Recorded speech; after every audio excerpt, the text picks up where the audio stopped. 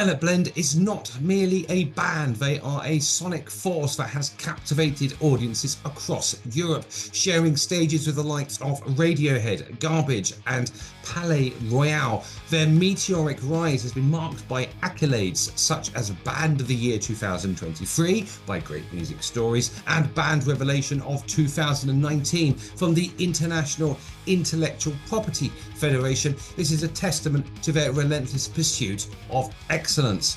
Their discography is a profound exploration of modern existence, from the debut album White Mask, which critiques the deceptive nature of social media, to Demons, which delves into our internal struggles and masks. Their music invites listeners to confront their authentic selves. Beyond music, Violet Blend champions social causes with projects like La Donna Mobile, which is a campaign against gender discrimination and violence, and this highlights their commitment to equality and empowerment. Their recent singles and their live album, Live and True, showcase their evolving artistry and electrifying live performances. So this is an episode of In the Chairs with Violet Blend, and I present Conversation with Giada.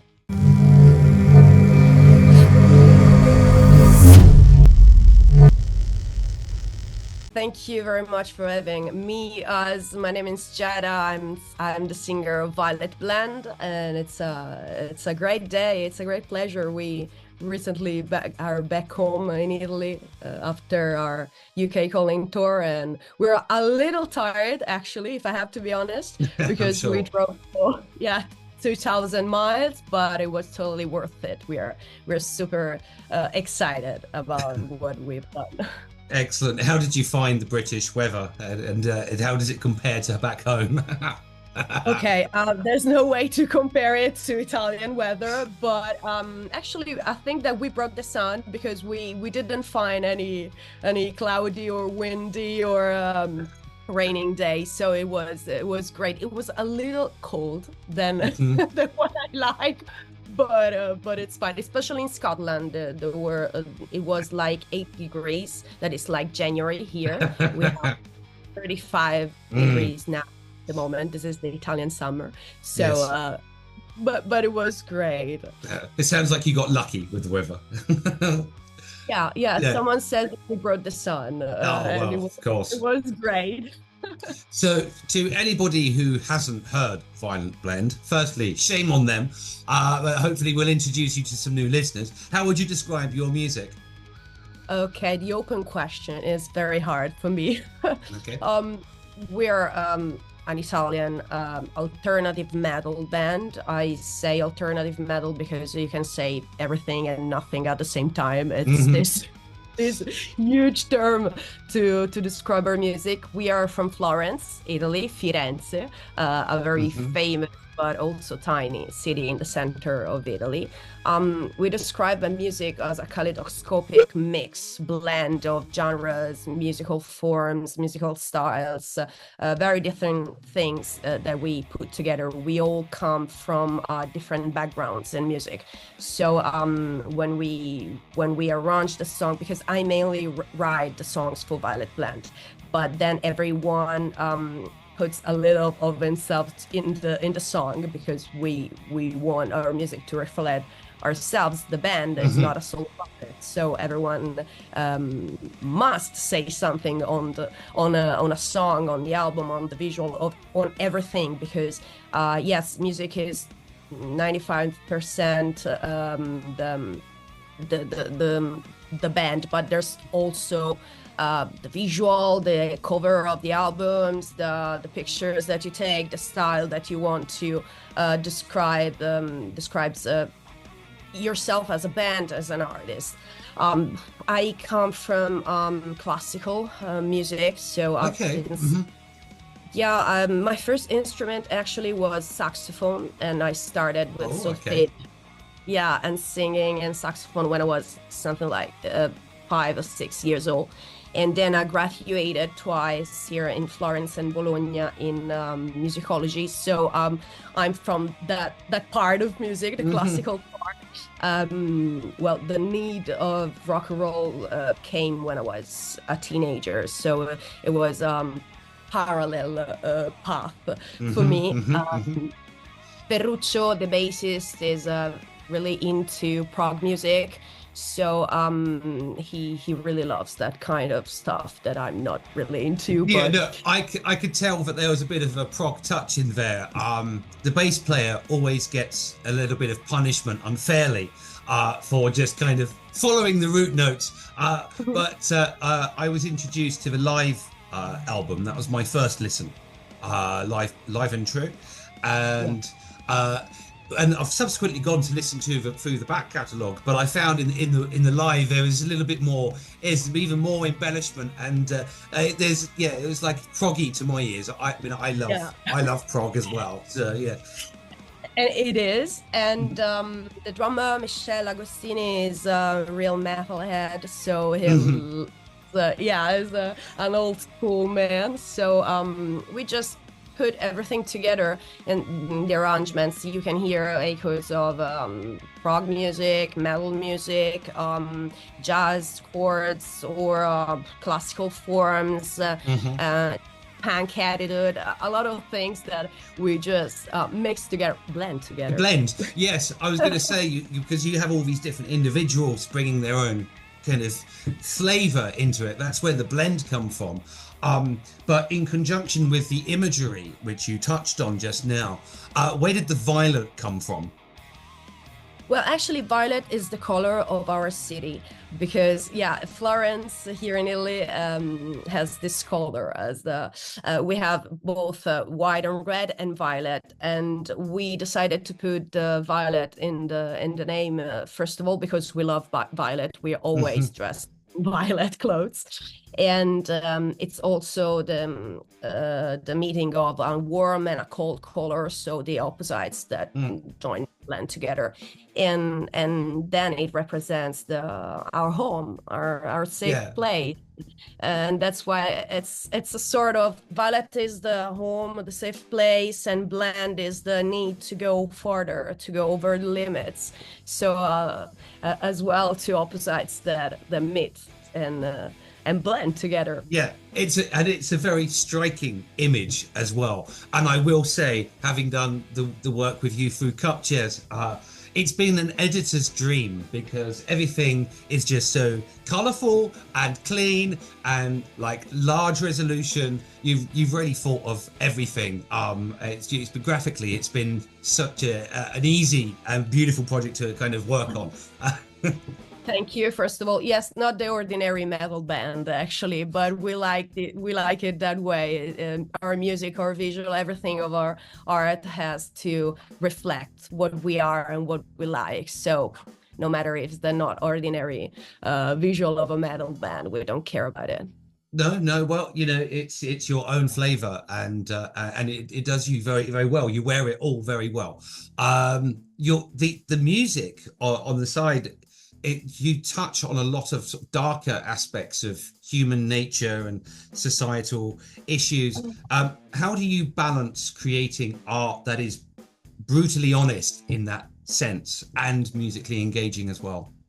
As I said before, I'm the mainly songwriter for Violet Blend, and if I have to be honest, I need a particular state of mind for writing songs, because I usually go on the piano and write music and lyrics together, and it happens every time that I'm worried about something, anxious, or also angry with someone because I have this thing that, or a little depressed. It's something that really comes natural to me it's a sort of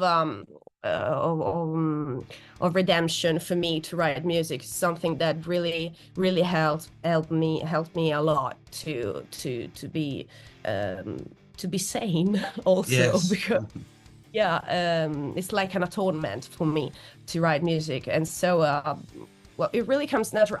I don't think about I should write this, I should not say that.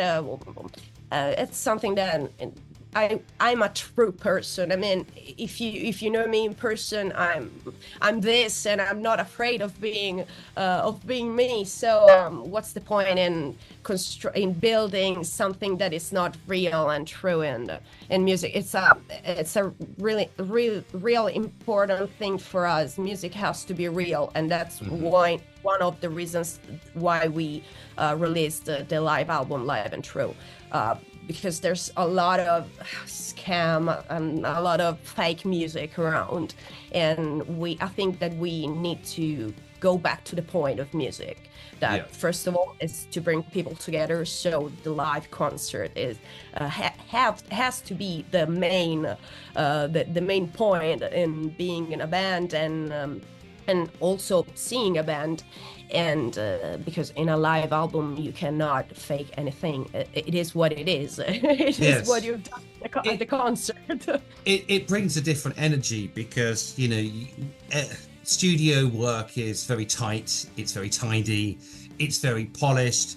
I mean, you do get human flavor come through because we're still playing our instruments, but the live performance can just give it that extra edge, and I feel it's quite an immersive experience. I love it when I come across a band, I don't know them, and their most recent release happens to be a live collection of works. I'd be like, okay, so part of my job is reviewing something that's most recent. So when it's alive, I'm like, oh, this is cool, because I get to you kind of hear and feel how the musicians blend together as people. I don't know if it's a sixth sense or a nature, or if it's something that's just intrinsically human, deep within us.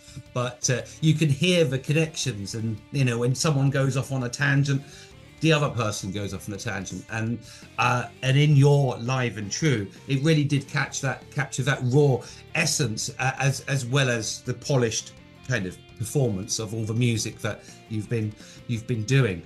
What have been some of the most challenging moments you've faced on stage? Well, actually,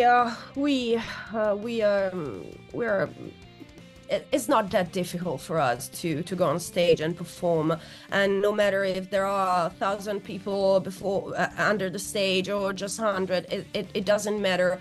I'm a kind of shy person, so I don't usually look at the people under the stage. It's something that it really I can't do it, because I don't know why. It's been years since I'm on a stage, but it's something that I really can do it. But first of all, we are friends. We are like a family. So there's this connection between us that I think that resonates in while we are on stage. It's something really, really natural. We have done a long path together since we began in 2017. We've done small stages, small venues, then big ones, festival, all kind of stuff, and we got through this together. So it was. They didn't just put us on the greatest festival, on the greatest stage that there it is, and so you arrive on the stage. What do I have to do now? It's something. It's not. It's not that, because we started from the ground. And so we went together through this. So it's something really natural for us, and we have a lot of fun on stage. Even though I don't look at the people. No. During this tour, that there's this funny thing that I didn't notice, and my guitar and my bass player, they told me, did you notice that people were singing along with you all the songs? And I said, no. No, I didn't notice it, but thanks for saying me that, because I didn't notice at all, because I always sing with my eyes closed, because it's something I want to convey my emotion, my feeling to the crowd, and since I see music like an intimate thing, it's the only way that that allow me to convey that emotion and the feelings of the songs. See, my interpretation, or my imagination, would be of being on stage is be complete overwhelmed by everything that I see, but somehow you manage to lock all of that out by not seeing it and just staying true to your delivery. And maybe that's just a magic gift that only vocalists possess. I don't know. Well, I don't know if it is a gift. I'm always nervous. I'm always anxious. I'm that kind of person. So maybe Yeah. it's not a gift, but it's the only way that I get along with all this stuff. Because, as you say, if you know me in person, I'm a really shy person. In a corner, and then I greet people. I love to joke with people. I love to meet. I don't call them fans. I call them friends. I love to meet people, everyone, and hold their hands and everything. But when it comes to being at the center of the attention, it might be strange, but I'm very shy, so it makes me nervous. I think it might be the case that people that have a disposition towards kind of natural anxiety, and highlight that when they talk about themselves, can actually perform better on things like stages and in positions where that anxiety is high. It's almost like it's an internally creative, disruptive system, but it's also a kind of coping mechanism as well. Maybe it's some weird tuning that certain special people possess. Yeah, well, I think it's a sort of self-torture that we impose to ourselves. I don't know how to explain it in another way. Yeah, it is.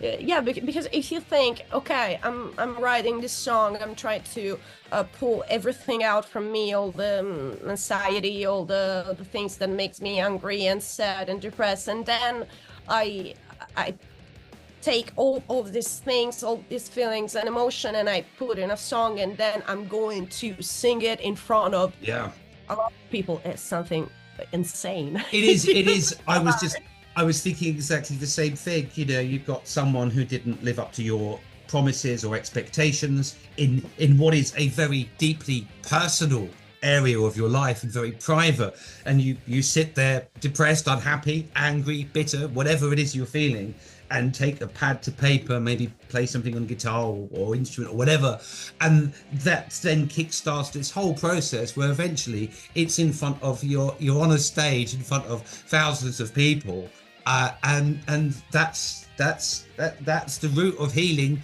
for you, not only you, but also it's the route of healing for all the other people that in your band that get to contribute their passion through it as well, musically, and then for all the listeners that it resonates with. It's a very insane process, but I suppose it's a position, it's a very privileged process as well. When you look back at, say, where you were 10 years ago, or when you first picked up a saxophone, I mean, what are your thoughts? It must be mind-blowing.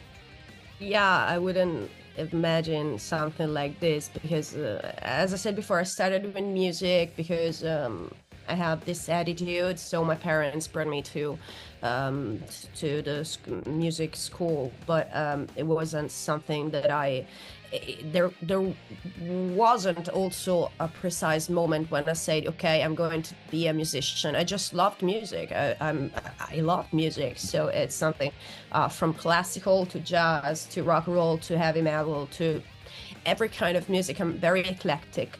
And so, yeah, it's strange. There was maybe a moment in 2017 because we supported Radiohead, and that maybe was the moment when we look at each other with Michelle and Ferruccio, and then our tour manager, our manager that joined us in that year, and we said, okay, guys, maybe we can do it. Maybe we have a chance to do this in live, to make more and more people listen to our music.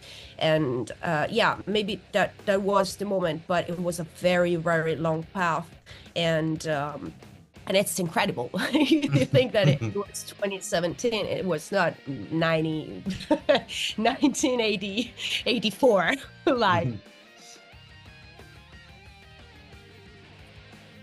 And yeah, it is incredible out of it that we made almost all by ourselves, just a matter of hard work, pain and tears and sweat. kind of that, yeah. And this is something that I'm really, really proud of, because we just put our lives in music. And as I said before, I don't like to call the people who support us fans, because it's something that they take distance between us and them. I call them friends, because and I didn't know that we have lot of friends in the UK, because this was our third tour, but the first two tours were in 2018, so we were almost we were young, we were at the first experience of touring abroad, and it was totally different. Then COVID came, and we have we all have experienced a very bad period of our lives, and then we have 2 years up and down in Italy, touring up and down in Italy, because it was very, very difficult for us to not just for us, for artists to go outside of their country, and then we came back this year, and it was totally unexpected, because I couldn't imagine to all this love, all this support. And as I always say, music, the first aim of music is to bring people together and turn strangers into friends, and this is something that is incredible if you think about it. So it is worth it to put yourself and be naked in front of people with all what you are, of your anxieties, of your problems, everything, because this creates a connection that is not possible with other form of arts, if you think about it. When you touched on COVID, and just to actually double back, yes, you should be very proud of all of your achievements and collectively, and what you've achieved is amazing. And the fact that you are so humble enough to recognize fans and friends, and not to increase that distance as the success goes up, which is, sometimes is kind of natural in the music industry, and for anyone in any career who rises the elevation. You stay in touch with your roots, and I think that's actually something quite beautiful. But when you touched on COVID, it made me think of the question, given that this has always been a passion in your life, and as you say, your writing is a cathartic process, has there been any times where you've either been, you've neglected your music, or it's been taken away from you, or you've questioned it or doubted it? Well, there's not a easy life, as you know better than me. It's not something that we're not like the biggest band in Italy or in the world, that you don't have to do anything more than write songs. You have to take care of all the aspects. Yes, we work with agency, we have a label, we have a lot of people around, but it's not that easy to go to live this life, because when you're on tour, when you are in the recording studio, you're not home. I have 2 dogs, and my dog was crying for all tour, and my parents, that were taking care of him, just didn't know what to do. So it's something really hard. It's a hard life, yes, but I think that it's totally worth it. It's something. It's also a dream come true. So it's something that we never doubt about it. During the COVID, we were lucky enough to win sort of competition, but it's not real competition, because a very big band here, Elio e le Storie Tese, with a very established radio station, and a trio of comedy man, I don't know how to say, comedian. They they did this thing, since they have done the same path of small bands in their career. They understood that during COVID small bands like us didn't have the chance to go on, and maybe they would have quit music. And so they how to say it in English is very difficult. They said to people, okay, because they're not playing together anymore. Okay, we're going to play the last concert, but we have to collect fund for the small bands to make them go on. And we won this prize, and it really helped a lot because it was a very, very difficult period. And also here in Italy, it was totally different from the rest of the world, because we have a quarantine that lasts almost 1 year. We have curfew, we couldn't go outside, we couldn't meet each other for a very long time. Not just a couple of months.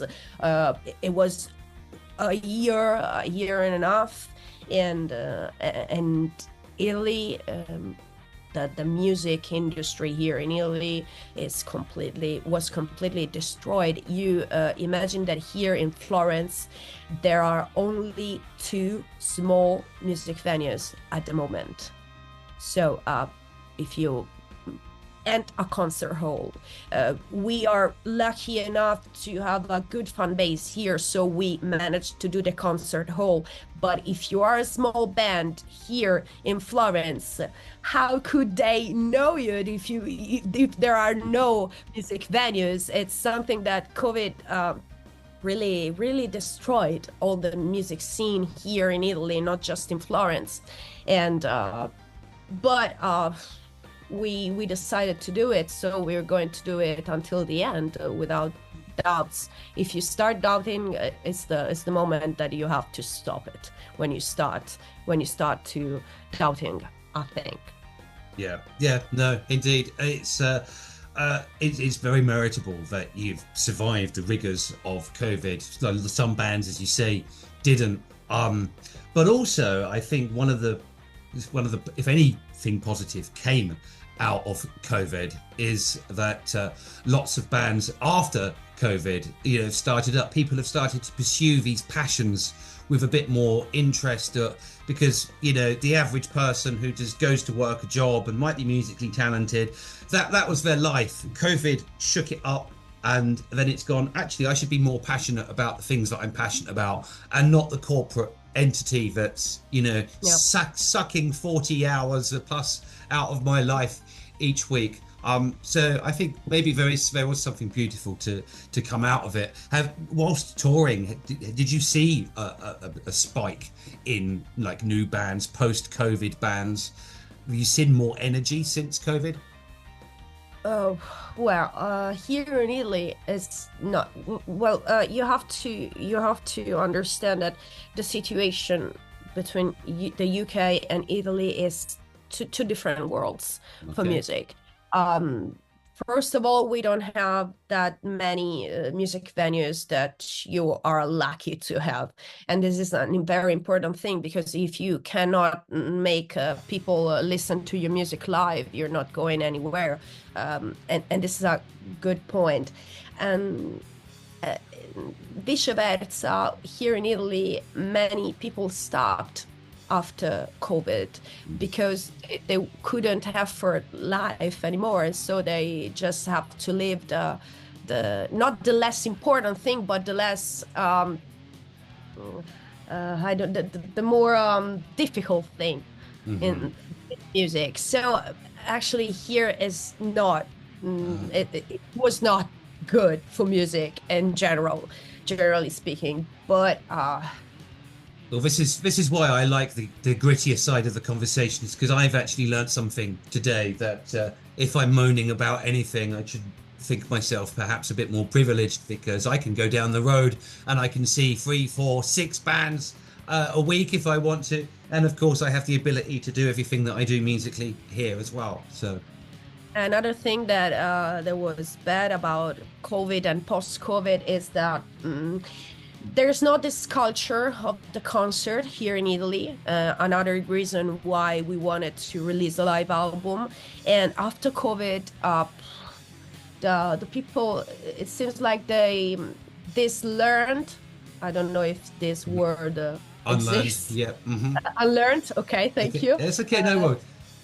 I'm sorry. No, don't apologize. Your English is far, far, far superior to my Italian. I gave the Italian language about 6 months ago because I was kind of seeing someone, and no, so don't ever apologize for words, and I'm more than happy to help. I'm trying to do my best with English, but I'm not a native speaker, so sometimes I just create new words. Hey, that's fine. It's language. New words are being created all the time. So, okay, cool. So as I was saying, they unlearned to attend concerts, and this is a problem. And that's why most of the venues that we have that were not thousands. They are just 5, but now they're 2. So, and that the problem is that if people don't go to concerts, the music venues have to close because there's no clients, there's no music in, and this is I'm not happy to talk this bad about my country, but for music it's terrible. It's awful to be Italian. That's if a you want pity. to yeah, basically for music, Italy sucks, and this is a real problem because imagine how many good artists we have here in Italy, but you will never know because you will never know them because we so have a takeaway message to anyone watching will be, support Italian bands, listen to them. And go to your local live venues. Even if you're in a country like England, go and support them because the decline is possible, and unfortunately in some corners of the globe it exists like this. What's next for Violet Blend? Okay, we are writing new songs. It's very long process because I write a bunch of songs and then I pre-produce them, and then we go to the rehearsal room, and then we have to decide which one to choose, which one to put in the album, which ones to put apart. It's a very, very long process. We used to in the Demons, our sophomore album period, we used to tour and record in the studio at the same time, but it was something totally crazy. So we decided this year to take the right time to do the tour, and then when we go home now, we have the right time to go in the studio to understand each song, each little thing in the song, and not to do both things together because it was totally I was completely crazy at that period. So yeah, we're going to enter in the studio in the next month, I think, and try to understand what form the new album will have. Well, let's see what happens. Good luck with it. It's always exciting. It's an exciting process writing new music and anticipating. So when there is something that you've produced, I want to be one of the first to hear it if at all possible. Be good with following. But the problem is that I am happy now, so it's difficult for me to write music. Oh well, I don't wish you any unhappiness, but I hope that you find something to draw inspiration from. Thank you. I wish you to be sad and depressed for writing new music. Yeah. I'm the same when I come to lyrical content. It's the same flow for me. And just to end really, any message to anyone kind of either entering or growing in the music or starting out, or perhaps even doubting or thinking of putting it down forever. What's your message? What's your message from experience? Well, it's a privilege to be a musician, to have the chance to write your music and then make people listen to it. So a wise man, that is Guy B from Great Music Stories. He told me, I think a couple of years ago, just keep doing it and you'll see the results. Just keep doing it. And it's something easy if you think about the essence of the sentence, but it's something true and pure. And he told me this thing, and because I was very depressed at the moment, and I told him I don't know what to do, and all the stuff that I'm writing, it's not something that I like. So what can I do? And Giada, keep calm, please, and just keep doing it. You will see the results, and this is my motto now. So it's my message. It's a good motto to live by. It's a good motto to live by. Well, there we are. That's been absolutely fantastic talking with you. I could feel that I could actually go on for much longer. Yeah, we are kind of here at the end of this particular episode. I look forward to hopefully coming back to you, perhaps maybe post-release or next time you're doing a round of gigs. I'm sure we'll stay in touch. Yeah, let's keep in touch. It's been a great pleasure to meet you, even. I also hope that us here at Cup Cheers, we've been able to help out in any way, just a little push here and there through what we do. Thank you very much. We really appreciate it. Thank you so much. It's been for having us, and a real pleasure to meet you, to know you. I hope to see you in person next tour, because yes, we will be back in the UK. You will never get rid of us. That is in an easy way. So excellent. Well, we all need a bit of kind of violet purple in our lives. So I'll get myself a proper purple shirt and turn up. Promise. You have to. You have to. A pleasure. Thank you so much, and a big hug to you on Cup Cheers staff and people. And thank you very much. And a big hug back to you, Giada. It's been a pleasure. Thank you very much. Take care. Cheers. Take care. Bye. Take care. Bye.